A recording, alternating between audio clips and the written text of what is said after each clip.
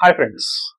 World's largest democratic country, ప్రజలచే ఎన్నుకోబడిన ప్రభుత్వాలు.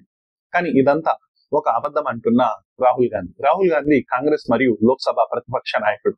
అయితే ఈ నెల ఆగస్ట్ 7న ఢిల్లీలోని కాంగ్రెస్ కార్యాలయంలో ఒక ప్రెస్ కాన్ఫరెన్స్ లో ఒక పెద్ద ఆటం బాంబ్ ని పేల్చడం జరిగింది రాహుల్ గాంధీ. ఆ ఆటం బాంబ్ ఏంటంటే, ఎలక్షన్ కమిషన్ ఆఫ్ ఇండియా మరియు బీజేపీ కుమ్మక్కై ఓట్ల చోరీ చేశారని చెప్పి చాలా సీరియస్ ఎలిగేషన్ వేయడం జరిగింది ఎలక్షన్ కమిషన్ ఆఫ్ ఇండియా పైన. అయితే రాహుల్ గాంధీ ఇదే కాకుండా ఇదివరకు కాలంలో కూడా ఇలాంటి ఎలిగేషన్స్ చేయడం జరిగింది. ముఖ్యంగా చెప్పాలి అంటే 2019 సార్వత్రిక ఎన్నికలు కానివ్వండి, దాని తర్వాత బైపోల్స్ కానివ్వండి, దాంతో పాటు ఇటు మహారాష్ట్ర, ఉత్తరప్రదేశ్, బీహార్, హర్యానా లాంటి రాష్ట్రాలలో అసెంబ్లీ ఎన్నికల్లో కూడా ఇలాంటి ఈవీఎం ట్యాంపరింగ్ జరిగింది. ఈవీఎం ట్యాంపరింగ్ వల్లనే మేము ఓడిపోయాం, బీజేపీ గెలిచిందని చెప్పి ఇలాంటి ఆరోపణలు చేయడం జరిగింది. అయితే అప్పుడు వీళ్ళకి ఎలాంటి ఆధారాలు లేవు, దీంతో ఎవరు నమ్మని పరిస్థితి.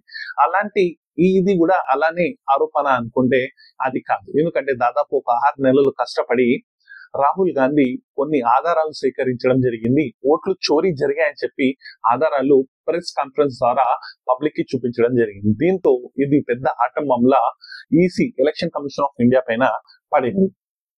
అయితే ఏంటి ఆరోపణలు అంటే, ముఖ్యంగా చెప్పాలి అంటే 2024 లోక్సభ ఎలక్షన్స్ లో ఇటు కాంగ్రెస్ మరియు ఇటు బీజేపీ హోరాహోరీగా పోట్లాడడం జరిగింది. అయితే బీజేపీకి సొంత మెజార్టీ రాకపోవడంతో ఎన్డీఏ కూటమి వల్ల గవర్నమెంట్ అనేది ఏర్పాటు చేయడం జరిగింది. ఇది మనందరికీ తెలిసింది. ఇటు కాంగ్రెస్ కూడా పూర్వంతో కంపేర్ చేసుకుంటే ఈ సంవత్సరం జరిగిన ఎలక్షన్స్ లో గట్టిగా పుంజుకొని మంచి సీట్లు సంపాదించుకోవడం జరిగింది. ఇటు ఇండియా బ్లాక్ కూడా మంచి సీట్స్ రావడంతో వారికి కొంత వారి సంఖ్య పెరగడంతో వాళ్ళు కొంచెం బలపడడం కూడా జరిగింది.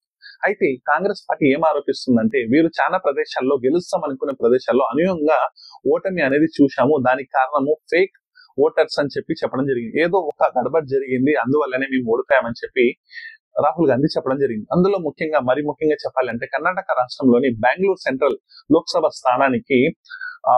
స్థానంలో 7 సెగ్మెంట్స్ అంటే అసెంబ్లీ సెగ్మెంట్స్ ఉంటాయి. 7 అసెంబ్లీ కాన్స్టిట్యూన్సీ సెగ్మెంట్స్ ఉంటాయి.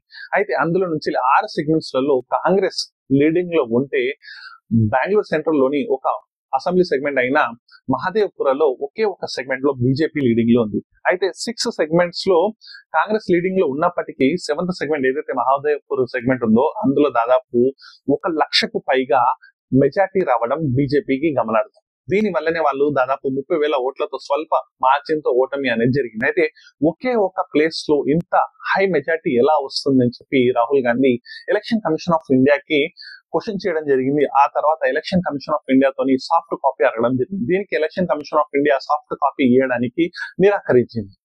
దీన్ని